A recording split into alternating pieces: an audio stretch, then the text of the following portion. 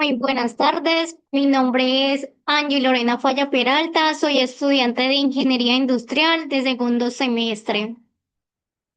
El día de hoy les voy a socializar el análisis de caso, que es colapso de edificio. A continuación les voy a poner en contexto el caso de estudio. En el Departamento de Ingeniería de una de las universidades más reconocidas de la capital, ha recibido información estadística y cuadros comparativos de modelos matemáticos como parte de una investigación sobre el colapso de un edificio. En este estudio, algunos estudiantes y egresados de ingeniería participan activamente. Juan, un estudiante de ingeniería que forma parte del equipo, necesita verificar los datos que han llegado al departamento. Aunque no está seguro de cómo hacerlo, al revisar un informe encuentra datos que incluyen información poblacional, características geotécnicas y registros de eventos sísmicos. Mientras continúa revisando el informe en busca de una forma de analizar los datos, reflexiona sobre las alternativas para encontrar las causas del suceso. Pocos después llega Carlos, un ingeniero egresado de la misma universidad, quien trae consigo una serie de tablas y gráficas que contribuyen a la investigación. Carlos y Juan discuten la importancia de realizar encuestas como método de análisis. Mientras tanto, María, una estudiante de un semestre mayor y miembro del equipo de investigación en el ámbito administrativo y civil, también ve la oportunidad de comparar datos y variables utilizando la regresión lineal con el objetivo de encontrar un argumento válido que les permita comprender el caso de manera más coherente. María sugiere que todos juntos elaboren una propuesta que les permita crear una estrategia de mitigación frente a eventos futuros. Esta propuesta se basaría en los datos e información recibida y aplicaría estudios estadísticos y aspectos relacionados con la probabilidad para ayudarles a comprender el caso y ofrecer una solución. En el primer punto de la actividad entregable número uno, nos pregunta por qué las medidas estadísticas son útiles para abordar las dimensiones del caso. Para mí las medidas estadísticas son fundamentales en este caso porque nos permite transformar una gran cantidad de datos brutos. Por ejemplo, lo que es la población, la resistencia del suelo o sismos, en información clara y comprensible. Más allá de eso, también nos ayuda a resumir la información, que en lugar de ver solo números aislados, podemos encontrar valores promedio o representativos que describen la situación general. Segundo, podemos también identificar patrones, ya que esto nos permiten si hay relación entre factores. Por ejemplo, si la profundidad del agua afecta la firmeza del suelo. También la tercera, tomar las decisiones. Es decir, al conocer la variabilidad o dispersión de los datos, se puede evaluar el riesgo y proponer estrategias de mitigación más seguras y fundamentadas. En el segundo punto nos dice que indique la media, la mediana, la muda y desviación estándar del número de habitantes en la zona afectada durante los últimos 5 años. Uno de los datos que nos dan es 10.000, 11.500, 12.200, 10.800 y 9.900. Yo les recomiendo que primero pongamos los datos ordenados, es decir, de menor a mayor. ¿Cómo se puede hallar la media? Agregamos los datos ya ordenados y con esto los sumamos y esto nos da un valor de 54.400. Ya que nos están dando 5 datos, entonces lo dividimos entre 5. Y esto nos da un valor de 10.880. La mediana es el valor del medio, como son 5 datos, entonces el tercero es el central, es decir, 10.800. En la moda, como todos sabemos, es la que se repite, pero como en este caso son 5 datos y cada dato son datos diferentes, o sea, no se repiten, entonces en este caso no hay moda o es amodal.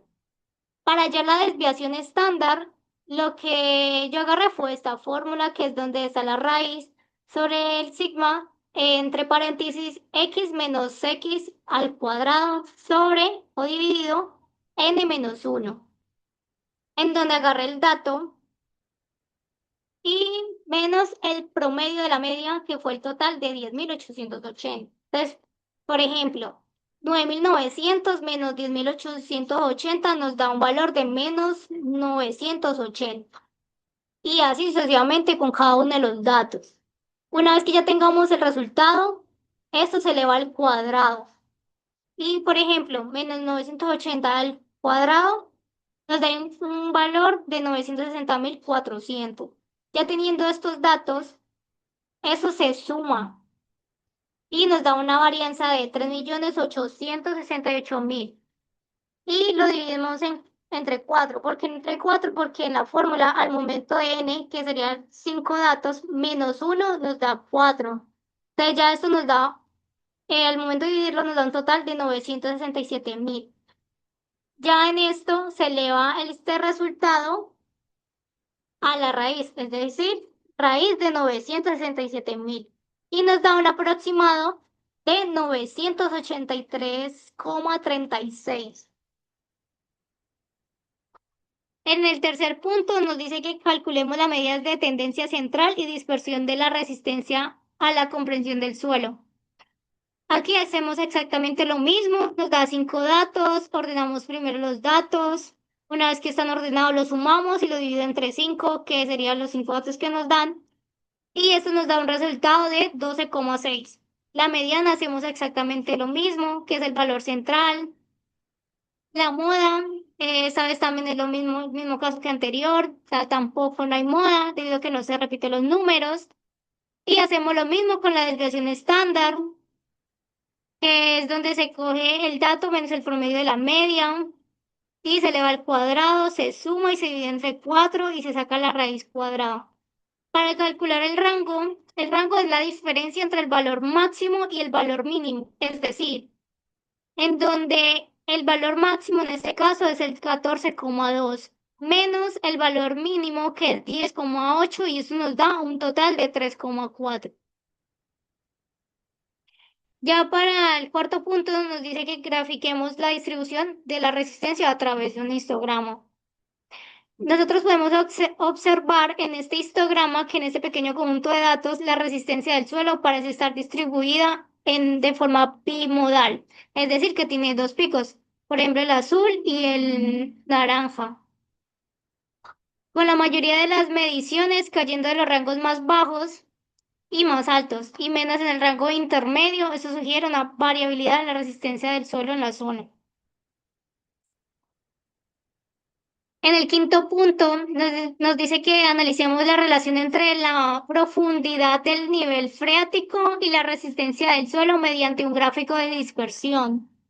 En la gráfica podemos observar que hay una relación positiva, es decir, de izquierda a derecha indica que cuando una variable aumenta y la otra también lo hace. Por ejemplo, si la profundidad del nivel freático es mayor, la resistencia del suelo también tiende a ser mayor. También podemos analizar que hay una relación negativa, es decir, bajan de izquierda a derecha. Significa que al aumentar una variable, la otra disminuye. En este caso, si la profundidad del nivel freático aumenta, la resistencia del suelo tiende a disminuir. La otra análisis que podemos observar es sin relación, es decir, si los puntos están dispersos sin un patrón claro, no hay una relación lineal evidente entre las dos variables. Y en conclusión, este gráfico de dispersión sugiere que a mayor profundidad del nivel freático, mayor es la resistencia del suelo. Un nivel freático alto puede saturar el suelo disminuyendo su capacidad de carga y contribuyendo a colapsos, especialmente si coincide con sismo.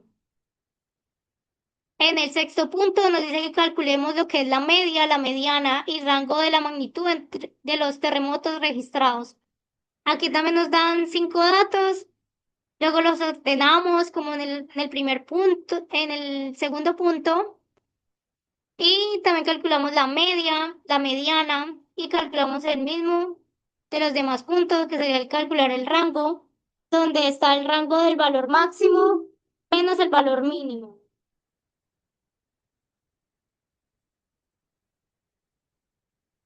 En el séptimo punto y último, nos dice que analicemos si existe alguna relación entre la magnitud de los terremotos y el número de réplicas para una mayor visualidad. hice una tabla para que se vean mejor los datos. Y una la relación que existe entre estos es que la magnitud de un terremoto y el número de réplicas es un fenómeno conocido en geología. En general, los terremotos más fuertes, como los de magnitud 6.2, que serían este tercer terremoto, suelen generar más réplicas, mientras que los pequeños, como los de magnitud 4.5, que es en el terremoto 5, producen menos. Sin embargo, esta relación no es exacta. En conclusión, podemos ver que hay una correlación positiva general entre la magnitud de los terremotos y el número de réplicas, lo cual es consistente con los principios sismológicos. Los terremotos más potentes tienden a generar más réplicas, aunque otros factores pueden modular esta relación. Y por último, gracias por su atención.